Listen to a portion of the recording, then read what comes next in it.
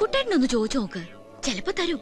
എന്തായാലും ഏട്ടനല്ലേ. അത് ശരിയാ, രക്തം രക്തത്തെ തിരിച്ചറിയുന്ന. എന്തേനു രക്തം രക്തത്തെ തിരിച്ചറിയും. അങ്ങനെ തിരിച്ചറിഞ്ഞോണ്ടാണല്ലോ എയർപോർട്ടിൽ വെച്ച് എന്നെ കണ്ട ഉടനെ ഹലോ മൈ ഡിയർ ബ്രദർ എന്ന് പറഞ്ഞ് ഓടി വന്നിട്ട് അമ്മയുടെ സമ്പാദ്യമായി ഏട്ടന് വേണ്ടി കരുതി വെച്ച 1,00,000 യൂറോ ദാ പിടി എന്ന് പറഞ്ഞ് എന്റെ കൈ തരികയും അതിൽ നിന്നൊരു 500 യൂറോ എടുത്ത് ഞാൻ ഈ പോക്കലിട്ട് തരികയും ചെയ്തത് താൻ മറന്നുപോയ കോമഡി കളവാ.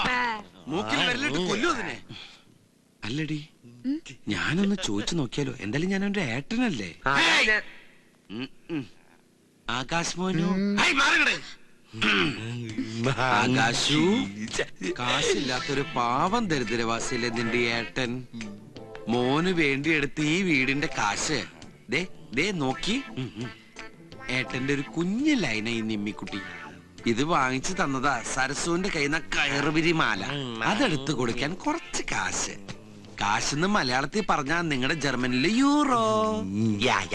ഈ ആയാലും എനിക്ക് അത്ര വിശ്വാസം ഇല്ല കേട്ടോ. ബാഗ് മോൻ കഴുത്തി തന്നെ ഇട്ടോട്ടാ. ഊരണ്ടേ ഏട്ടൻ അതിന്ന് മെല്ലെ കാശ് എടുത്തോളാട്ടോ.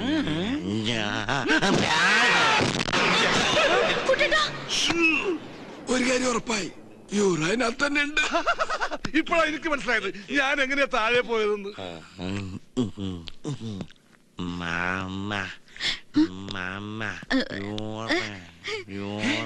എടി, അവൻ നിന്റെ കയ്യില് യൂറോ തരാന്ന്. വാങ്ങിക്ക്. യൂറോ അല്ല, യൂറിൻ. മൂത്രം ഒഴിക്കാൻ നിന്നെ കൂട്ടിന് വിളിക്കുന്നതാ. ചെല്ലി ചെന്നോ ഇപ്പർക്ക് ഇള്ളക്കടാവല്ലേ. എന്നെക്കാൾ 4 വയസ്സ് കുറവേ ഉള്ളൂ. ശാരീരിക വളർച്ചയുള്ളവനാ. എല്ലാം കൃത്യമായിട്ടുണ്ടാവും. നോക്കിയ മോനു, ഏട്ടൻ മോനോട് പറഞ്ഞില്ല ഇത് ഏട്ടന്റെ ലൈനാണ്. മോന് ഞാൻ വേറെ ഒപ്പിച്ചു തരട്ടാ. നിനക്കൊരു പെങ്ങളില്ലടാ. മോൻ ഈ പിടി വിട്ടിട്ട് ആ ഉണക്ക കമ്പയിലേക്കാണ്ട് പിടിച്ചോട്ടാ. വാ പൊളിച്ചത് കണ്ട കൂട്ടെ മൂത്രം ഒഴിപ്പിക്കണോ? താൻ ഒഴിക്കണ്ട, അവനൊഴിച്ചോളൂ. സൂക്ഷിച്ചൊക്കെ കൊണ്ടുപോകും. ഒറ്റയ്ക്ക് പോയി മൂത്രം ഒഴിക്കണ പട്ടി. ഇപ്പൊ അവന് നിന്നെ ശരിക്കും മനസ്സിലായി. ഒറ്റ കീറിണ്ടല്ലോ. ഏത് നേരത്താണ് ഈശ്വര ഇതിന് ജർമ്മനിയിൽ നിന്ന് കുറ്റം പറിച്ച് പോരാൻ തോന്നിയത്? ഈ സാധനത്തിന് എത്ര നാളാന്ന് വിളിച്ചാൽ നമ്മൾ തീറ്റിപ്പോ മാറ്റം കട. രണ്ടിന്റെ ഫേസ് ഒരേപോലെ ഇരിക്കണ. ഇനി ഞാൻ എവിടെ ശരിയാവില്ല. എനിക്ക് പോയി രക്ഷപ്പെട്. ഫുഡ് വേണമെന്നാ പറയുന്നേ. ഓ, വയറ്റിന്ന് കുറച്ച് ഒഴിച്ചു കളഞ്ഞപ്പോ വയറ് തിരിച്ച് ഫില്ല് ചെയ്യാനുള്ള ചെക്കൻ്റെ ഒരു ആക്രാന്ത. ഞണ്ണാമല്ലേ ഇരിപ്പുണ്ടോ അവിടെ? മേശ, കസേര, കട്ടിന് തുടങ്ങി യൂറോപ്യൻ ക്ലോസറ്റ് വരെ ഉണ്ട്. അതൊക്കെ മതിയാവോ ജർമ്മൻ? ആ പൈസ പൈസന്ന് ഫുഡ് അടിക്കാനാ കൊടുക്കടാ. ഇനി അതിനും കാശ് ഞാൻ ഉണ്ടാക്കണം. പിന്നെ ഞാൻ ഉണ്ടാക്കണോ? നിന്റെ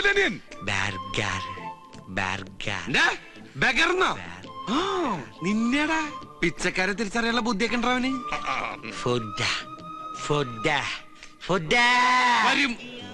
പെട്ടെന്ന് കിട്ടാനാ ഈ ഹോട്ടലിൽ വന്നത്. അല്ലെങ്കിൽ 5 സ്റ്റാർ ഹോട്ടലിൽ പോവായിരുന്നു. അവിടുത്തെ ബില്ല് നിന്റെ അച്ഛൻ കൊടുക്കോ? എന്റെ അച്ഛൻ എന്ത് കൊടുക്കണം? നിന്റെ നീ കൊടുക്കണം. അല്ല കുട്ട, എനിക്കൊന്നും പറയുന്നില്ലേ? തന്റെ തന്തയ്ക്ക് പറഞ്ഞാലാ മതിയാ? അതല്ല, കഴിക്കാനൊന്നും പറയുന്നില്ലേന്ന്. തനിക്ക് ഞാൻ മസാല ദോശ, നെയ്റോസ്റ്റ്, ഊത്തപ്പം, ഇഡലി, വട പഴംപൊരി, പിന്നെ chilli chicken, butter chicken, noodles, gulab jam, ice cream, ഇതൊക്കെ മറ്റുള്ളവർ കഴിക്കുന്ന കാണിച്ചു തരാട്ടാ. എടോ, തനിക്ക് ഫുഡ് വാങ്ങിച്ചു തരാൻ താൻ ആരാ? എന്റെ അപ്പനാ. ആകെ ഒരു 100 ചില്ലറയുണ്ട്. അവനവൻ ആത്മ ഫുഡിന് ആദരിക്കുന്നവാ. അവനവൻ ബില്ല് കൊടുക്കണമെന്നാണല്ലോ തത്വശാസ്ത്രം. അവന്റെ ബാഗിൽ നല്ല യൂറോ ഇല്ലേ, അവനെടുത്ത് കൊടുക്കട്ടെ. അതവൻ തരില്ലല്ലോ. എന്നാ ബാഗും ചേർത്ത് ഈ ഒരു പിണ്ണൊക്കെ പണയം വെക്കാം. ചേട്ടാ, ഇവിടെ യൂറോ നേരെ ചെന്നിട്ട് വലത്തോട്ട് തിരിഞ്ഞാ യൂറിന്നല്ല, ഇവിടെ ഈ ജർമ്മൻ യൂറോ. ഓ, അയാള് 3-4 ദിവസം മുമ്പ് ഇവിടെ വന്നു പോയല്ലോ. ആ ജർമ്മൻകാരൻ ന്യൂറോ ഇല്ലേ, ഇവിടെ ഇടക്കിടക്ക് വരാറില്ല. അയാൾ ഇപ്പൊ എവിടെ ഉണ്ടാവും? അതെ, ചേട്ടനോട് ഞാൻ ഒന്നും ചോദിച്ചിട്ടില്ല. എല്ലാം മാച്ചളഞ്ഞേക്ക്. ഞാൻ ഈ വഴിക്ക് വന്നിട്ടേ ഇല്ല. ഇത് കുറെ നേരമല്ലോ ഇടക്കിടക്ക് ഓർഡർ പറയാൻ. ഞാൻ ജഡ്ജിയാ.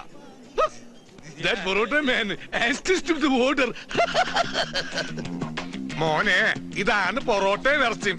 ഇത് ഞങ്ങൾ ഇന്ത്യക്കാരുടെ ദേശീയ ഭക്ഷണമാണ്. ഇത് നിങ്ങളുടെ ജർമ്മനി കിട്ടൂല. ഇത് ശുദ്ധമായ മൈദമാവിൽ ഉണ്ടാക്കുന്നു. പ്രധാനമായും 2 കാര്യങ്ങൾക്കാണ് മൈദമാവ് ഉപയോഗിക്കുന്നത്. ഒന്ന് സിനിമ പോസ്റ്റർ ഒട്ടിക്കാനും, മറ്റൊന്ന് പൊറോട്ട ഉണ്ടാക്കാനും. അല്ല, ഇതെങ്ങനെയാണ് കഴിക്കേണ്ടതെന്ന് ചന്ദ്രേട്ട കാണിച്ചു തരാം. അഭിനയകലയിൽ നിന്റെ ഏട്ടന്റെ ഗുരുവായിരുന്നു. ഇപ്പോൾ ഭക്ഷണകലയിൽ നിന്റെയും. അങ്ങനെ എല്ലാവരുടെയും ഗുരുസ്ഥാനം ഏറ്റെടുക്കാൻ ഈ ചന്ദ്രേട്ടന്റെ ജീവിതം പിന്നെയും ബാക്കി. മടക്ക് തിന്നു മക്കളെ, മടക്ക് തിന്നില്ല.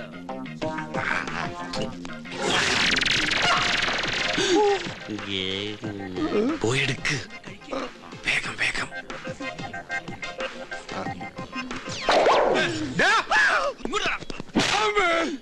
സോറി. എവിടെ വന്നടാ? ഹലോ ഞാൻ പറഞ്ഞു. നീ എവിടെ പോണ്? അത് അത്യാവശ്യം ഒരു ഫോൺ വന്നു. ഇപ്പൊ വരും. ഫോൺ വന്നിട്ടാ. ഫോൺ റിംഗ് ചെയ്യാൻ കേട്ടില്ല. അത് അയാള് നിന്റെ ചെല്ലക്കടിച്ചില്ലേ, ആ സൗണ്ടിൽ കേക്കാഞ്ഞതാ. വന്നു. എടാ നീ പേടിക്കണ്ട, നിങ്ങൾ കഴിച്ച ബെല്ല് വരുമ്പോഴേക്കും ഞാൻ എത്തുന്നേ. എന്ന് എന്തടാ എന്നെ നിനക്ക് വിശ്വാസമില്ലേ? എനിക്ക് നിന്നെ വിശ്വാസം ഉണ്ട്. അതാ ചോദിച്ചു ഇവിടെ നിന്ന് ഇപ്പൊ പോയ ഏത് മാസം തിരിച്ചു വരുമോ? പോടാ അവിടെ. നീയേ അവന് വയറച്ച ഫുഡ് വാങ്ങിച്ചു കൊടുക്ക്, പിന്നെ അയാൾക്ക് വാങ്ങിച്ചു കൊടുക്ക്, അല്ലെ അയാൾ നിന്നെ പിടിച്ച് കഴിക്കും. നീയും വെറുതെ ഇരിക്കണ്ട, നീയും കഴിക്ക്. എൻജോയ്.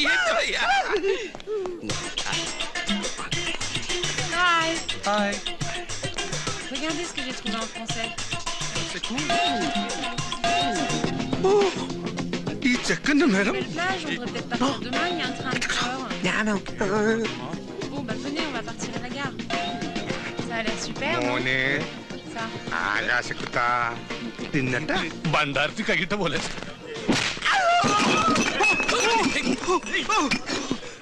എന്താണോ ഈ കാട്ടിയത്? ഞാനല്ല ദൈവന. ഇയാളുടെ മേലെ വീണ് താങ്കൾ എന്താ ഇവിടെ? ഇതാ ഇവിടെ. ഡാ, എന്റെ ഹോട്ടലിൽ വന്ന് എന്നോട് നീ പോക്കരുത് കാണിക്കണം.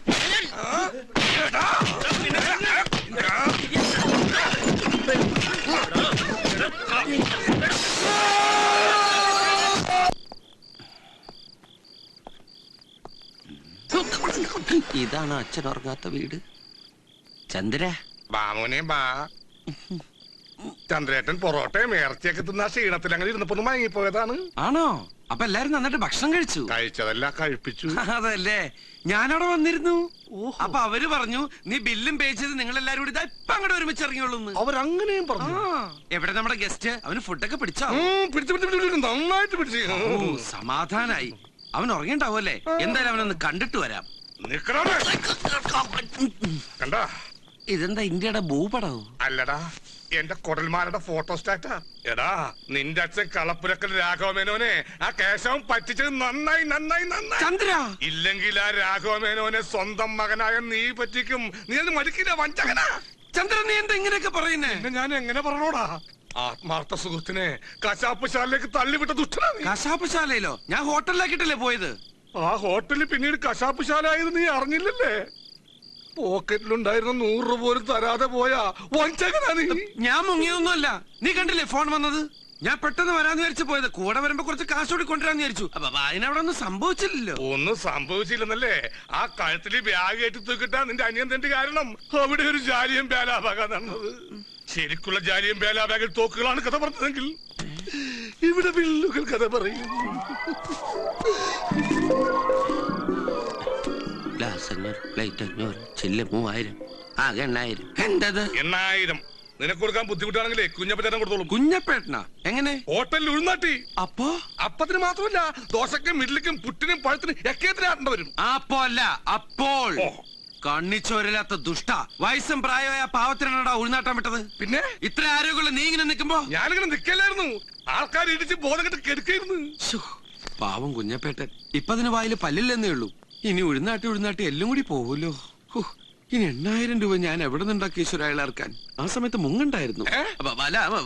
അവൻ വന്ന സമയത്ത് ഇതാണ് ഗതിയെങ്കിൽ ഇനി അങ്ങോട്ടുള്ള ഗതി എന്താവോ എന്റെ ഈശ്വര. 8000 രൂപയ്ക്ക് ഞാരെ കൊല്ലും. അങ്ങനെ എല്ലാവരും കൊല്ലണ്ട.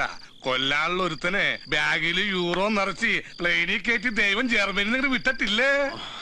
ഒന്നുകൂടി ശ്രമിച്ചാലോ? ശരിയാ, try to get a first class എന്നാണല്ലോ ചൊല്ലി. അവൻ ഉറങ്ങന്നെയല്ലേ? നീ എന്താണ് ഇങ്ങനെ പേടിക്കണത്? അല്ല, സ്വയം ഡെഡ് ബോഡി ആവാൻ ആർക്കായാലും പേടിയുണ്ടാവും. വാ വാ.